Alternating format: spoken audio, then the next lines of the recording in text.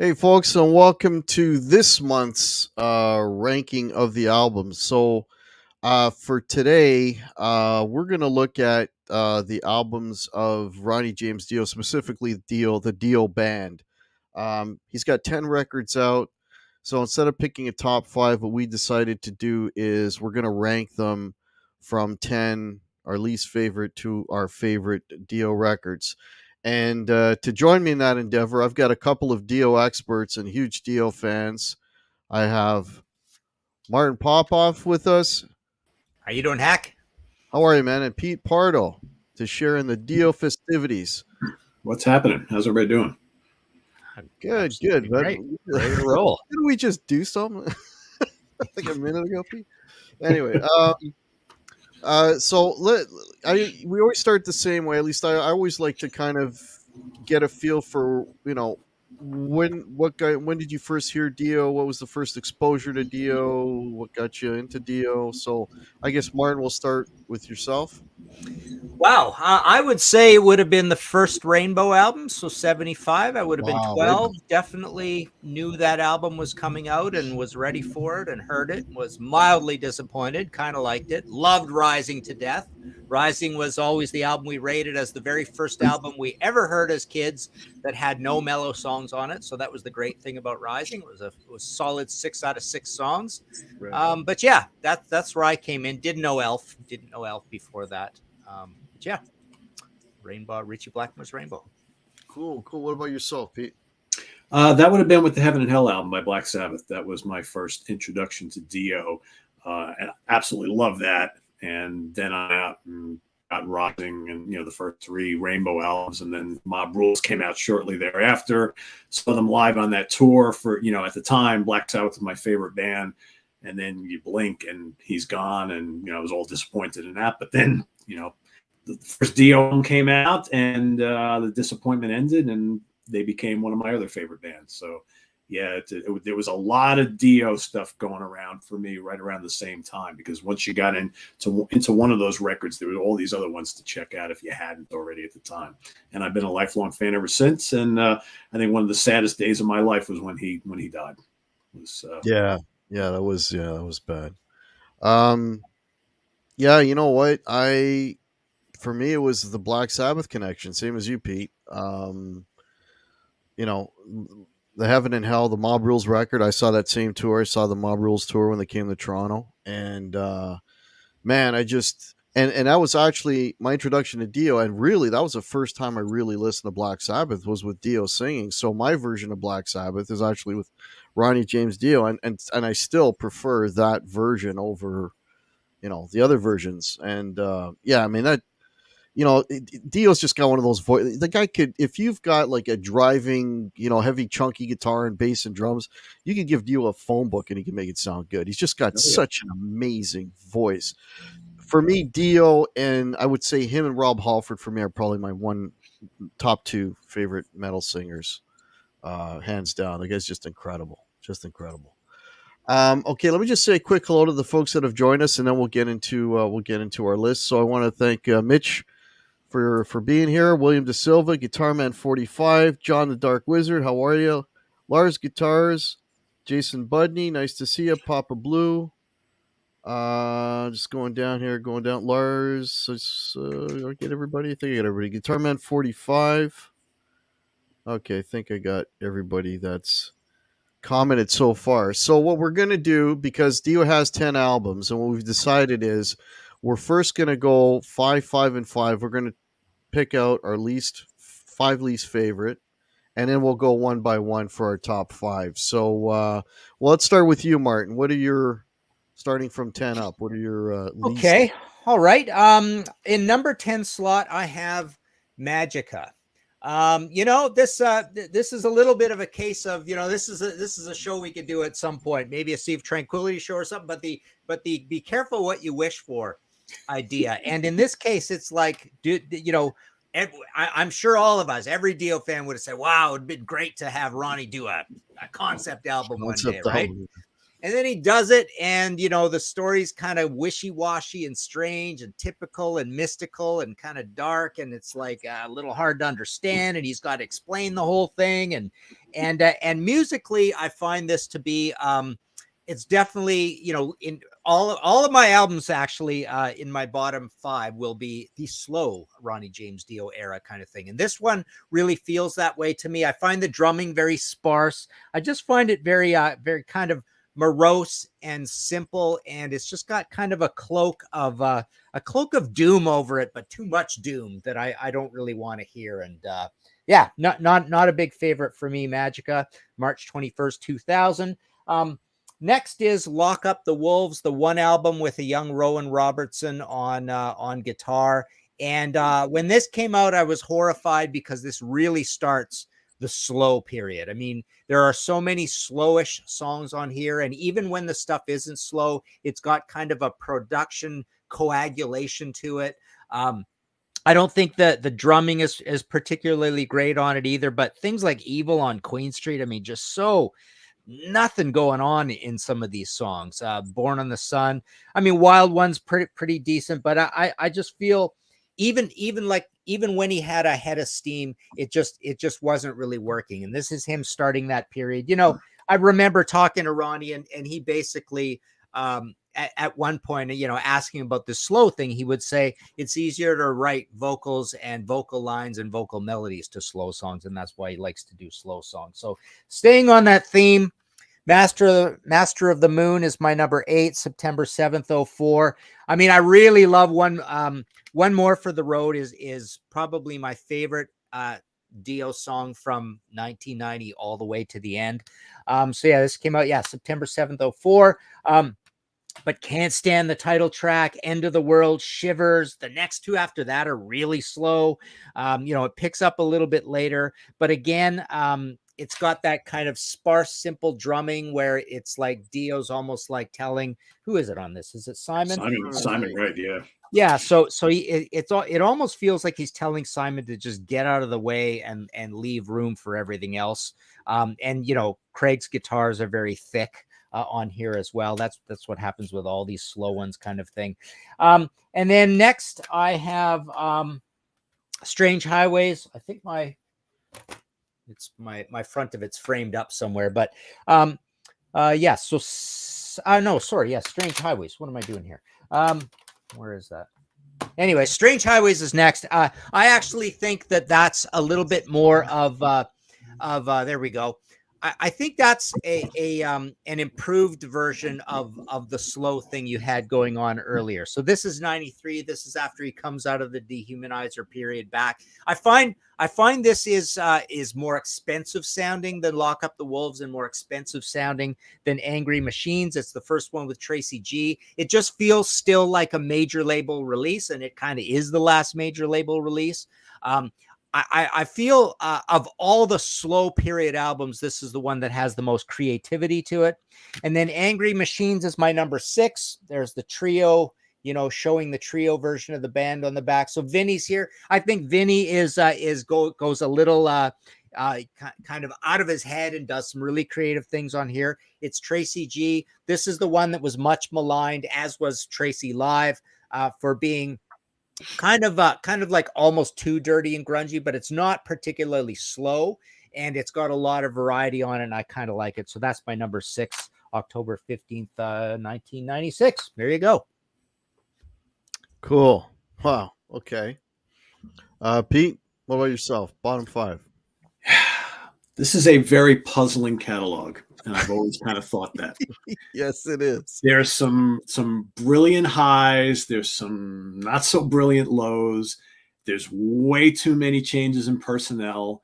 Yeah. It's like when it's really slow and heavy, it's either not good at all or pretty damn good. Yeah. When it's too commercial, it's not that good. When it's Yeah. just, I mean, there's like it's like a catalog full of contradictions, and we love Ronnie to death, but man, this is an inconsistent catalog. But there's a lot of great songs throughout a lot of these albums. Yeah. But some of these albums, just for me, don't work. There's some albums that I've really liked for a spell, and then I dislike for a spell. And the first couple I think have always been there, and I've always really liked them. But I found like most of the 90s stuff and onwards has just constantly flip-flopped for me. Do I like it? Do I not like it? Oh, this is great. Now it actually sucks. So we were talking before we went on air that I ranked this catalog on Sea of Tranquility like over a year ago. And generally speaking, when I come on here and we re-rank stuff, a lot of times the way I ranked them, a year or two before, generally stays about the same. I'm pretty sure my ranking is completely different now that I re-listened to this catalog recently than I did a couple of years ago. Anyway, my number 10 is going to be Master of the Moon from 2004. I really like the cover a lot. Looks like a metal album, right? Yeah. And it was good to have another Ronnie album, but again, the shuffling lineup, every lineup is totally different, so it's so inconsistent about who's on it. This should really work because Craig Goldie's back in the band. You got Simon Wright, Jeff Pilson from Doc, and Scott Warren. I just find, and Martin mentioned the best song, One More for the Road. Pretty cool song.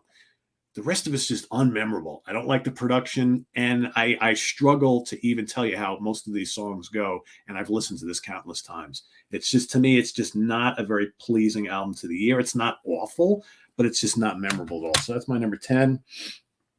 Angry Machines is really angry. Again, I'm not sure if I like the production on this album. There's some cool riffs. It is heavy. It's not as slow as the other ones, but Institutional Man is pretty cool. Golden Rules is all right. Hunter of the Heart. I don't know. It just doesn't really work for me. It's okay. It's not terrible. Again, more changing lineups here. This one definitely was lower, I think, the last time I did this. And I was listening to this again today, and I'm like, you know what? If you take out all the BS and the fluff on this album, there are probably like 5, 6 really good, really heavy songs on it. And I get now why a lot of people hold this in high regard. But to me, this has like the Nostradamus syndrome, and that's Magica. God, he wanted to do like 3 albums in this storyline. I'm kind of glad he didn't, but unfortunately, because we lost him, right? But this kind of doesn't work at all. I agree with a lot of stuff that Martin said, but I do find I like some of the songs on here. I just don't like all the extraneous stuff that's going on. I think inside of this, there's a really good half-hour album. I don't know about much else than that. Where are we at here? Number 7. This also, I think, ranked lower last time I did this. And now I'm kind of maybe seeing the light on it a little bit, and that's Killing the Dragon. I originally didn't think that Doug Aldrich was a great choice for this band. Maybe because I've listened to him so much in other bands and other things that he's done that maybe, to me, he really didn't feel right for this album. And this album is weird because it's not as big, doomy, and heavy as a lot of the ones that come before it or after it. But, re-listening to it again, title track, Along Comes a Spider, Better in the Dark, Push, really good songs, and the guitar playing is damn good on here. So I actually this one has risen up the ranking for me a little bit, and I like the production. It's a little bit cleaner sounding. It's not quite as turgid and doomy as some of the other albums. So that's number 7, and then the last of my first half here. If you would ask me back in the day, I would have ranked this way higher, but I found I like this album less and less as time goes on, and that's Sacred Heart. To me, this is just really commercial, and it's missing some thump, and I just don't find it as inspired as the first 2 albums. And it's the classic lineup, but there's a lot of just kind of stuff on here that I really don't get into at all. And it just, to me, it just sounds like the Dio band trying to stay relevant.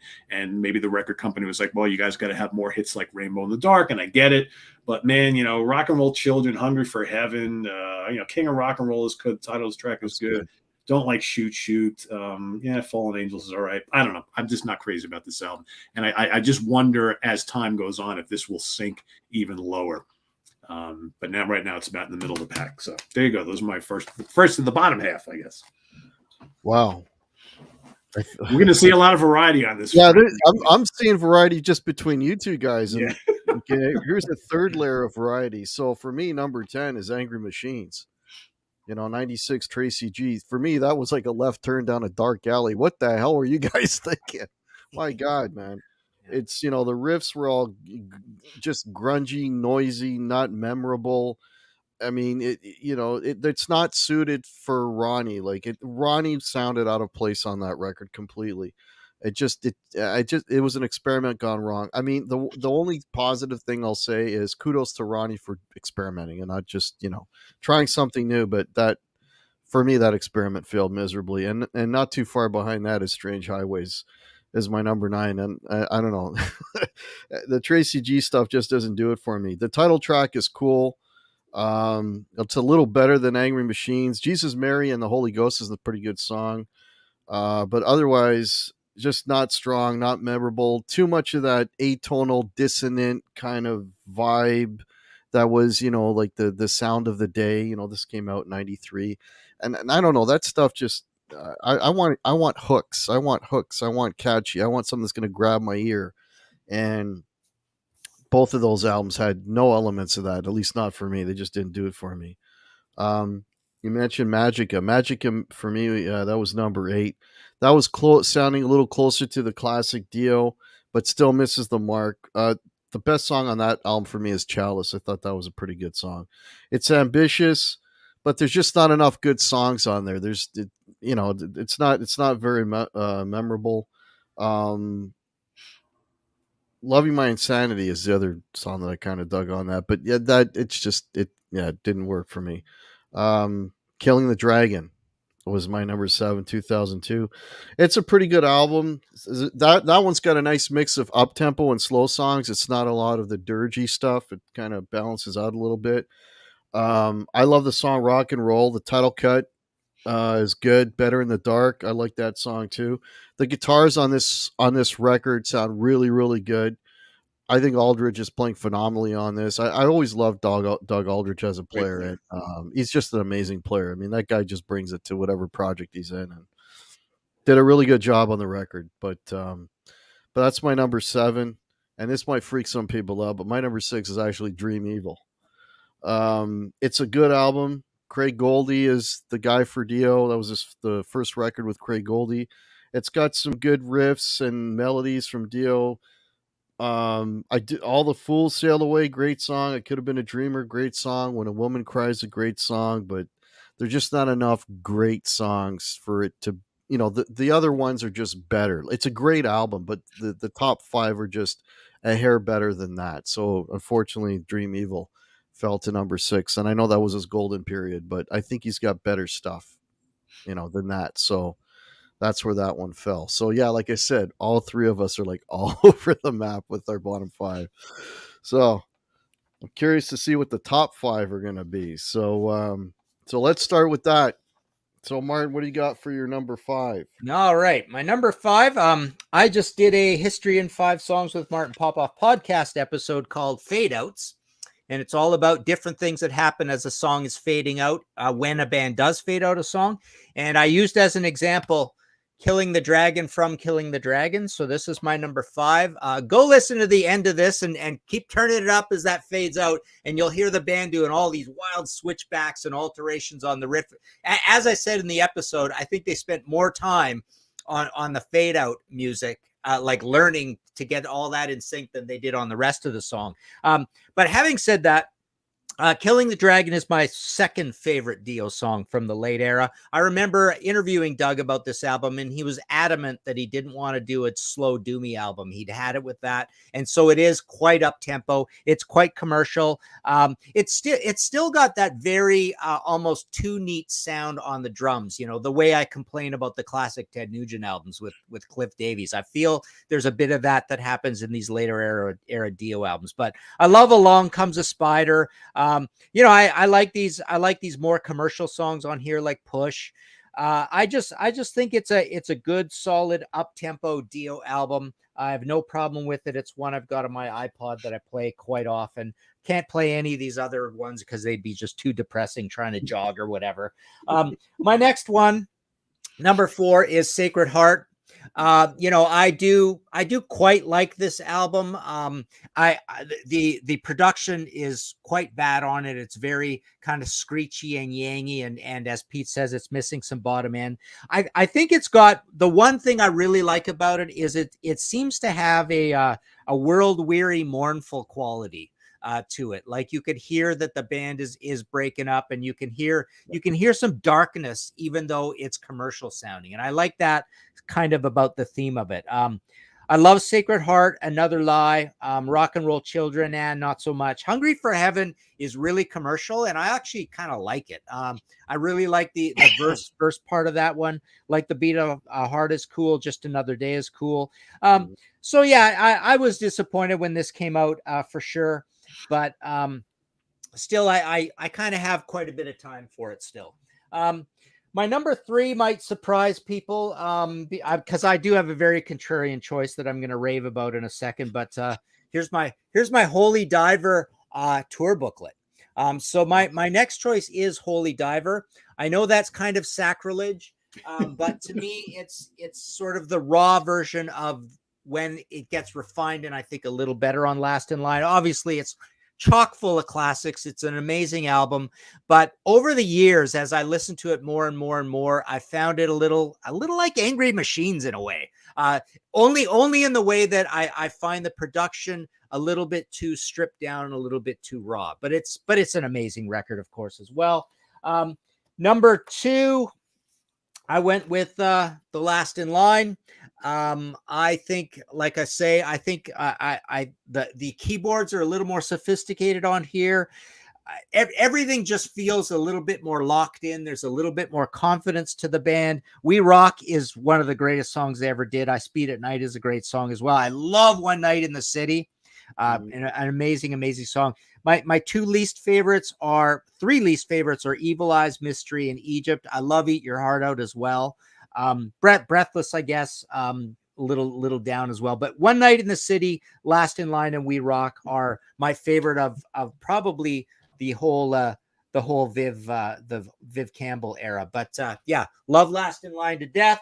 And the one I'm going to rave about is Dream Evil. I can never kind of understand why people don't kind of listen to this one a little more. To me, it sounds exactly like a Viv era album, even though it is Craig. But the songs on here, if I can implore anybody to go play Sunset Superman, my favorite Dio song of all time, absolutely amazing. Night People as well is way up there for me. All the Fool Sails Away is kind of a slower one. Naked in the Rain, I like a lot. Overlove, the super fast one, I like a lot as well.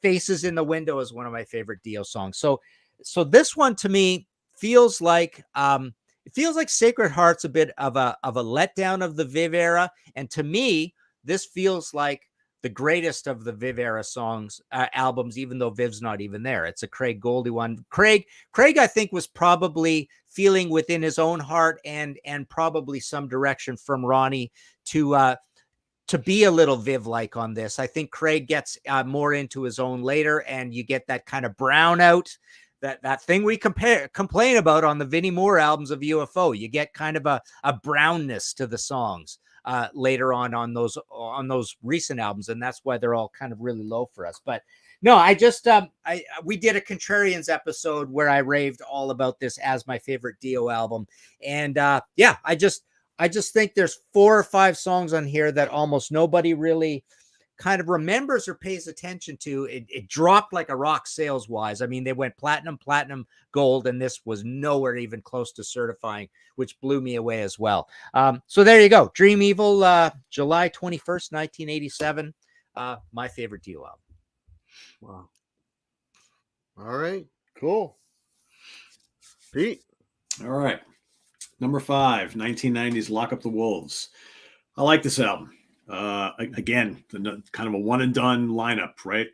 Craig Goldie comes and has a cup of coffee with the band, and before you know it, they got this young whippersnapper in here, and he does a pretty good job. And then you blink, and he's gone too. And who else we got? Jens Johansson is on this album, and Teddy Cook, and Simon Wright, and it's a good record. I mean, I like the sound of it. There's some good riffs on here. I think Ronnie was going for, let's bring in another young gun on guitar and let's see what happens. And it's, then he went back to Black Sabbath. So it's like, all right, that's what I happened. know.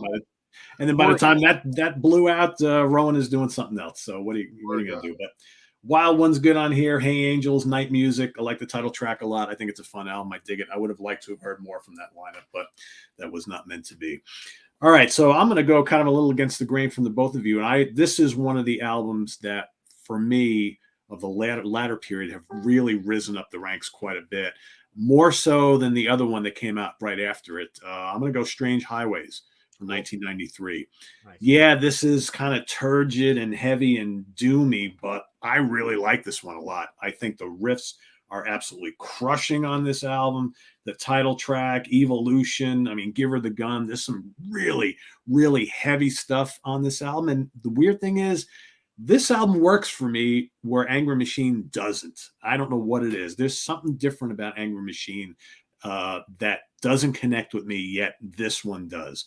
But yet 20 years ago, I didn't like this album at all. So there's something that it's really growing with me in recent years. So that's my number 4. This one, I'm going to echo a lot of what Martin was saying. I think Dream Evil is probably the most underrated album in their catalog. And I also was pretty shocked when this first came out. I loved this when it first came out. And so many people were so upset that, Viv wasn't in the band anymore and it wasn't the same. And there wasn't all the hooks of the album or two that came before it. I don't know. I think Night People, the title track, Sunset Superman just absolutely destroys. You got All the Fools Sailed Away, which was kind of like the more poppy hit on here. But I don't know. For me, Butch Jones, if you're watching, this is directed at you, buddy. But I know Butch absolutely hates Craig Goldie because he was the guy who replaced his idol, Vivian Campbell. But I've long thought that Craig Goldie was the best guy for Dio. Those first 2 albums notwithstanding, I think Craig, it's amazing how many years he's away from the band. We didn't really see him again as a full-time member until right towards the end. But this is a really good sounding album, pretty heavy, but it's got some of the hooks and all that good stuff. So that's my number 3. Number 2 is The Last in Line. I don't know what more needs to be said about this. We Rock title track, I Spent at Night, One Night in the City, great. Egypt, terrific. It's epic. It probably is a better sounding album than the debut. However, the debut for me is number 1. Always has been. And there's just so many classics on here. And to me, this is the best guitar performance by Vivian Campbell ever. And that means, a lot to me. Man, Stand Up and Shout, one of the greatest openers ever. Holy Diver, one of the greatest epics ever. And it's only about 6 minutes long. Gypsy is great. Caught in the Middle is great. Don't Talk to Strangers is legendary. Shame on the Night, Rainbow in the Dark, Invisible, Straight Through the Heart. Love it. It's a 10 out of 10 for me. So that's my number 1. And the cover rules. Yeah, it's got a great cover. All right. So I'm going to be flipping pages back and forth because I reshuffled my entire top 5 from yesterday. But my number 5, Lock Up the Wolves. A lot of what you were saying, Pete, that Rowan Robertson, wow. I mean, the kid was, I read the story about him. He wanted so bad to be in the Dio band when he got an opening. He contacted management. He contacted the record company. He actually managed to get a tape through the fan club, and that got to them, and then they flew him over. He was 17 years old when he auditioned. Yeah. And again, the kid's the riffs are great. His lead breaks are, I love those records when you're listening and you can't wait for that lead break because it's just gonna like send it over the top. And his lead breaks on this are great. His guitar tone is, it's just that muscular, like, you know what I mean? That just heavy, crunchy. Oh man, it sounds fantastic. I love the way the record sounds too. The production on this is, I really like a lot. What this lacks in quality of songs, it makes up for in production and just straight up guitar. I'm listening to this as a guitar player and I'm just loving every minute of it. So, there are still some good songs on here. Born on the Sun, Hey Angel.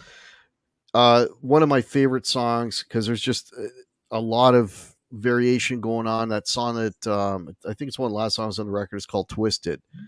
That song is just absolutely phenomenal. A lot of interesting bridges, a lot of change ups in the riffs. Like he'll play the riff and then he'll play it slightly different the second time, and like just little minutia in there that kind of make the riff sound extra cool and extra heavy and extra whatever. Like just that's a great record.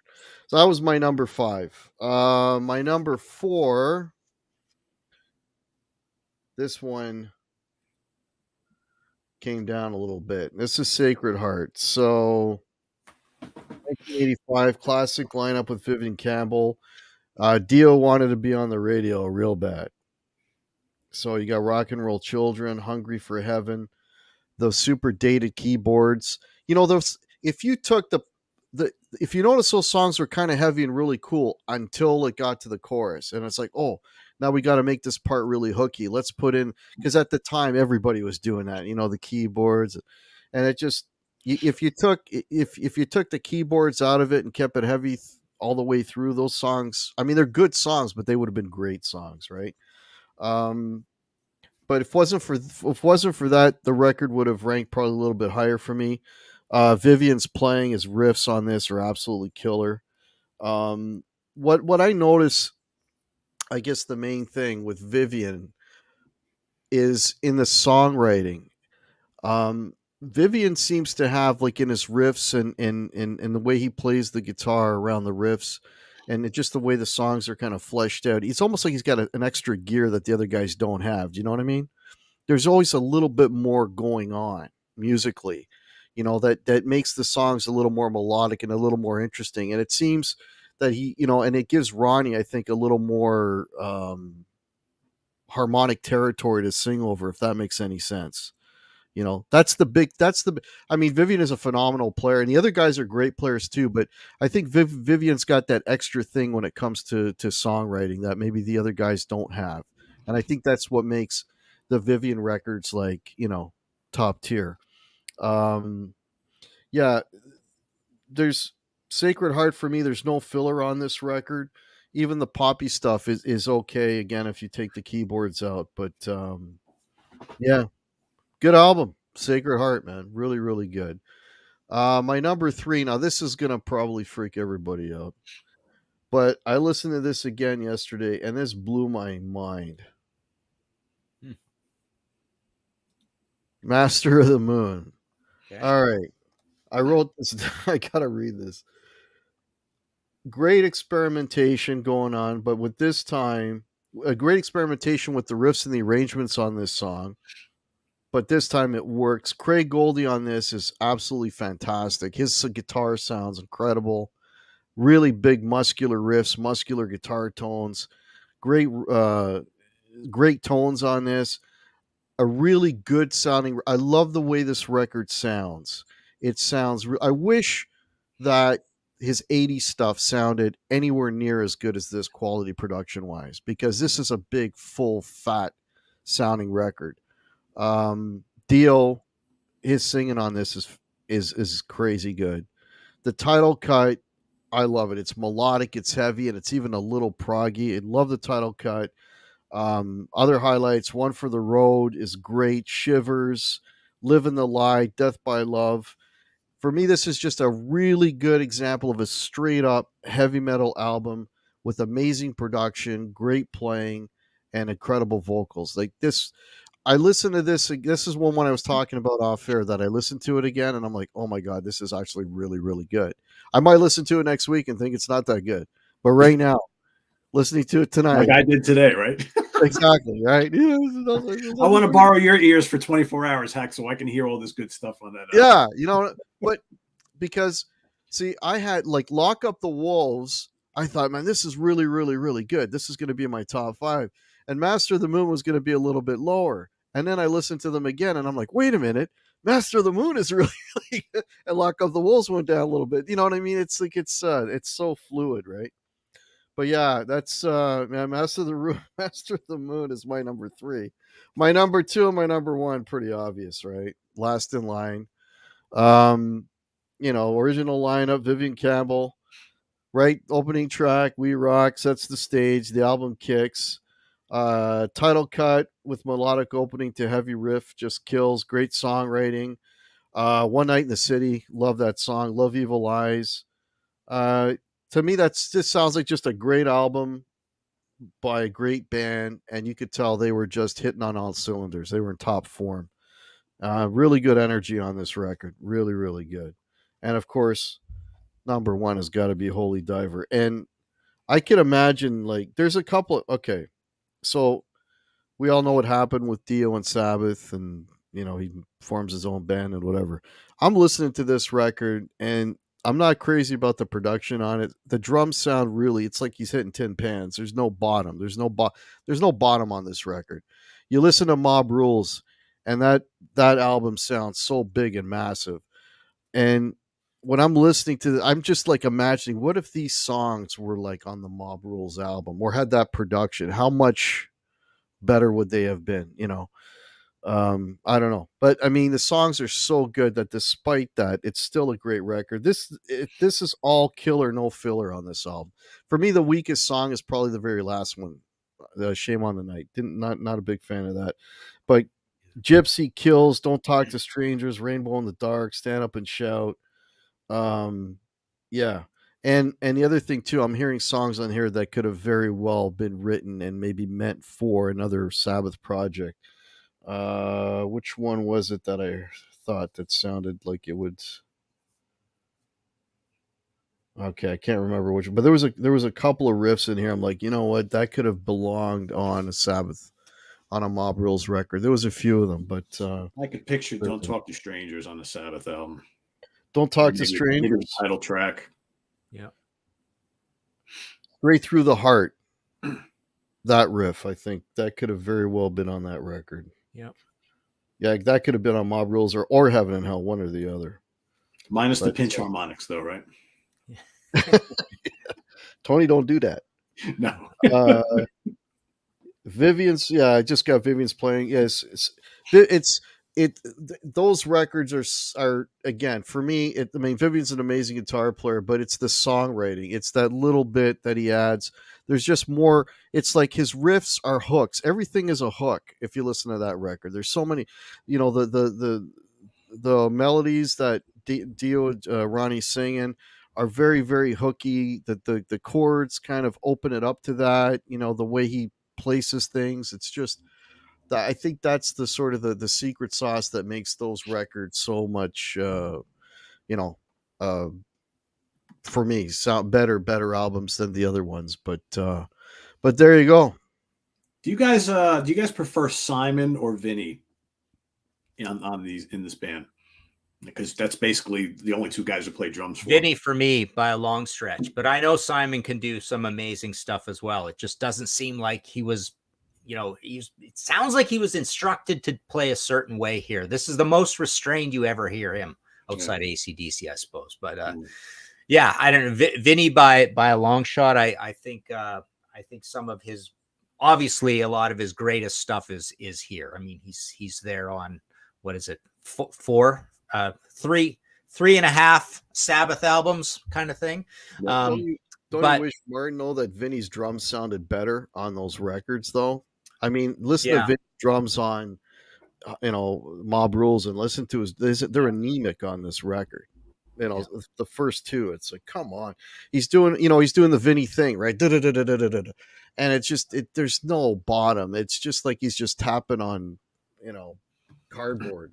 I love when he does snare fills really fast. Like, I got to see how many snare beats I can shove into this, beat and a half here. Really fast. That's one of the coolest. But and the We Rock intro and that whole thing, the way that kicks off with the military snare and everything. Oh yeah, that's very cool. Yeah, that's very cool. Yeah. So Martin, and this is just totally by coincidence, Martin just got some new Dio books. So you want to tell us about your Dio book that you got? This just came in yesterday. So I had a Dio book through Metal Blade Records years ago that was the whole career, but now this is a book that's as long as that one was, and it's just Dream Evil Dio in the 80s just came in yesterday. Been packaging up like a wild demon, like Murray, like the Murray. Dio monster. There he is on the back. But yeah, been packing these up and took the first wave out today and going to take a bunch more tomorrow. But martinpopoff.com for that. And yeah, the whole book is just about the, those first albums in the 80s. What is it? Four albums and intermission. And that's essentially it. And the whole story and the lead up to the band. And I'm probably going to do the other half as well and turn it into a 2-part book thing. But yeah, it's got two of the usual tipped in color sections, and I think about 100 black and white photos, 30 color photos, but lots and lots of words as well. So it's back to my usual way. You've been seeing a lot of those visual biographies from me lately, but I want to show this too. This is a Dream Evil tour booklet, which is kind of cool. It's actually much nicer than the old Holy Diver one. They had some money at this point, but they weren't selling any records anymore. That's the problem. But yeah, there you go. So yeah, martinpopoff.com if you want to. So Martin Popoff, I have the link down below for Martin if anyone's interested in ordering the Dio book. What do you got going on, Pete? Or what? What don't you have going? What don't I have going on lately? Yeah. So we just recorded an episode of the Guitarist Corner for Sea of Tranquility, literally like seconds before we started here on Guitar Hack. So that hopefully will be airing later tonight, and the whole panel is going to be talking about our favorite guitar riffs of the 80s. We've got we switch gears tomorrow on the channel. We do the Monsters Den on Thursday, so we've got a really cool show for folks who are fans of Ray Harryhausen, who is the guy who did all the old Monster Creature and Dinosaur stop motion effects on all those old Sinbad and Jason the Argonauts and Clash of the Titans and all those old films from the 50s, 60s, and 70s. So we're going to be ranking the films of Ray Harryhausen tomorrow. Then Martin and I are doing kind of a fun show on Friday at the Funhouse where we're going to be talking about 5 bands that we know the other does not like. And we're going to discuss why we understand why he does not like those bands. Martin, I don't know if you want to give any additional insight into that, but that's going to be a lot of fun. Yeah, it's just keeping an open mind and saying, I can understand why, there are various things about this band. I can see why they might annoy someone. You might not be into it. So it's, just the whole idea of, it makes sense. You love these ones. You don't like them. You like them for that reason, but you could hate it for that reason as well. So yeah. I'm sure there'll be a lot about lyrics and vocals and, all that kind of cool stuff. Yeah. So that's coming up on Friday morning. So we're looking forward to that. That'll be lots of fun. Singers can be very, very polarizing. That's for sure. Yeah. All right. So folks, if the links to Pete's channel are below, the links to Martin's website to get his books are below. Also below, if you would like to help the Guitar Hack channel, I have links to Guitar Hack merch. I've got shirts, I've got hats, I've got hoodies, all that stuff, coffee mugs. There's those links are below. There's a PayPal down there as well. And there's links to my Facebook Guitar Hack group, Guitar Hack page, and my Instagram down there below as well. If you're new to the channel, please consider liking and subscribing.